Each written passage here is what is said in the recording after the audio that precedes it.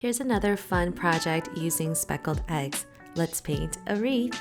I'm using my LUKAS 1862 watercolors, and all of my supplies are listed in the description box below. With a pencil, I'm lightly sketching an oval egg shape.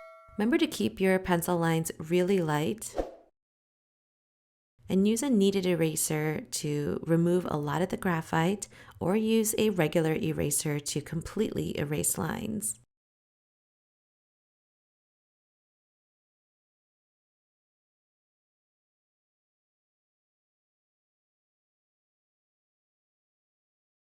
I decided to erase the bottom part since I'm going to paint my 3 eggs there. The first egg I'm placing at the middle and using a very light bluish gray color. I'm starting out with my round size 6 brush, but you can use a smaller brush if it's more comfortable.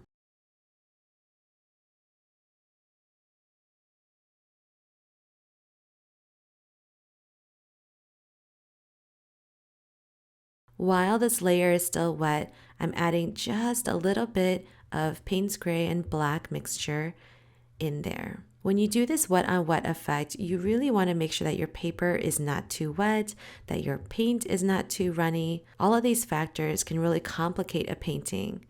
So if you need to warm up and practice the wet on wet technique, feel free to do that, or check out this video on how to tell how wet your paper is.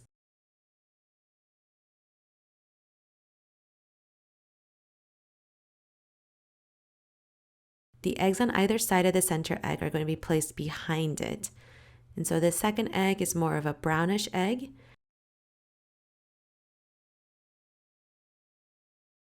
And I'm doing that same technique where I'm dropping in just a little bit of that color into it.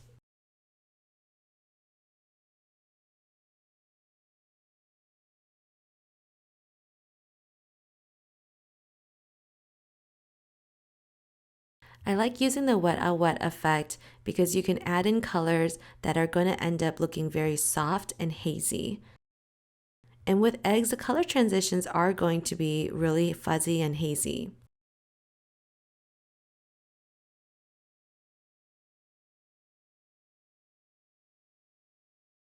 We will add the speckles later, so don't worry. But it's fun to do this technique here to add slightly darker values.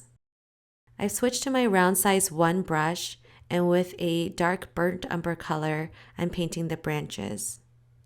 I'm keeping my brush strokes really loose and not really painting any specific kind of branches, but just outlining that pencil line. Make sure that your paint consistency is more yogurty. Creamy is okay too.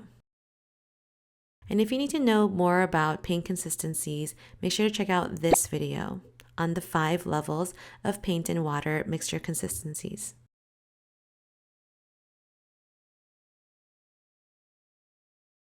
At this point, I noticed that my eggs were slightly off center, but it's okay. You just roll with it, okay? I'm staying with my round size 1 brush, and now that my egg layer has dried, I can add the tinier speckles. I'm concentrating my speckles around the darker values that we had dropped in while using the wet on wet effect. But you can place your speckles wherever you want to.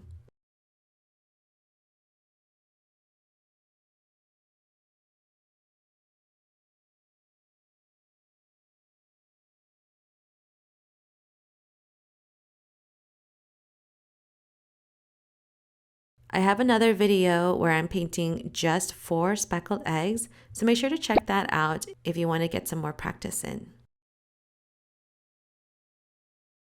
For these speckles, you really want to make sure that your paint consistency is more yogurty or even icing. You barely want any water in it unless you're making it a lighter value. If the paint is too runny, you might notice that it's going to dry with the middle part of the speckle being lighter and then the paint being pushed out to the edges and creating a really harsh edge. Now, if that's the effect that you're going for, that's okay, but I really wanted these speckles to be more like dots. Make sure that these speckled colors are corresponding to the egg color. So for the center one, I used a darker Payne's Gray.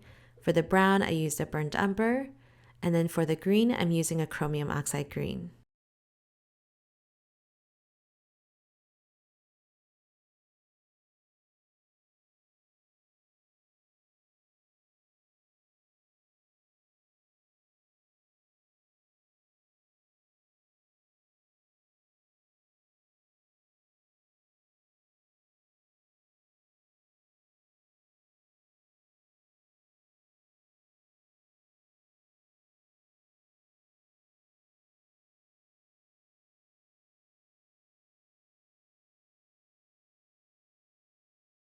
Next, I'm using the hazelnut metallic color from Fine Tech and just overlaying them on top of the branches.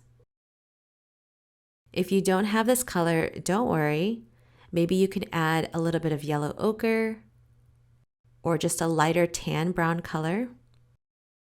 Experiment and see what feels right to you.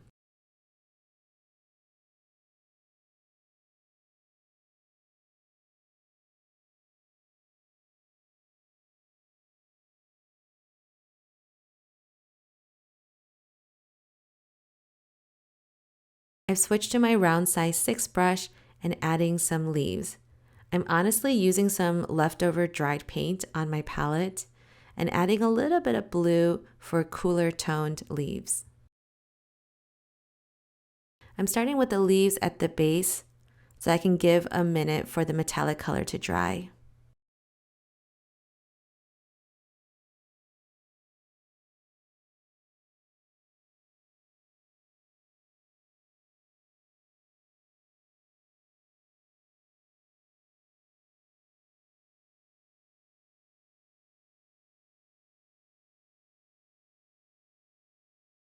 And once the branches are completely dried, then you can go in there and paint on top.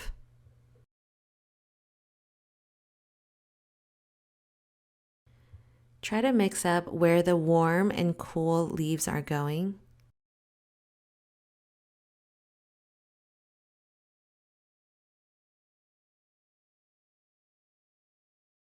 And don't feel like you have to add a million leaves. Just add a couple here and there, add single leaves or double leaves.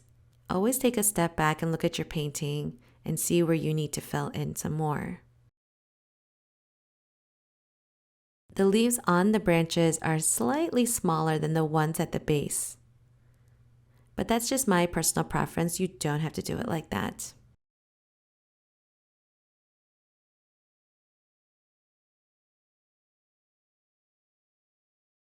I always like to add a random leaf that kind of points towards the center of the wreath. And that just gives it a little bit more character and a little bit more realistic, to be honest. Well, I'm going to call this painting done. Thank you so much for watching. I hope you had fun painting it along with me. If you post this on social media, please tag me at Audrey Raw Design and use the hashtag #PaintWithAudrey. Don't forget to subscribe, like this video, and comment if you learned something new. Thanks so much, and I'll see you next time.